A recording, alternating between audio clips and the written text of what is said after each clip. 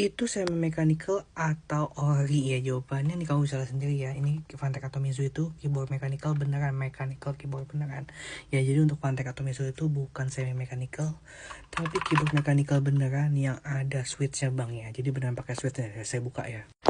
Tuh ya, jadi Fanatec atau Meizu itu beneran pakai switch ya. Kalau bisa kamu keyboard semi mechanical, dia itu nggak pakai switch kayak gini teman-temannya. Bahkan switcher ini kamu bisa milih mau pakai Bluetooth atau red switch. Jadi udah terjawab ya teman-teman ya. Untuk Fanatec atau Meizu itu beneran keyboard mechanical nih, di kardusnya ada sendiri ya.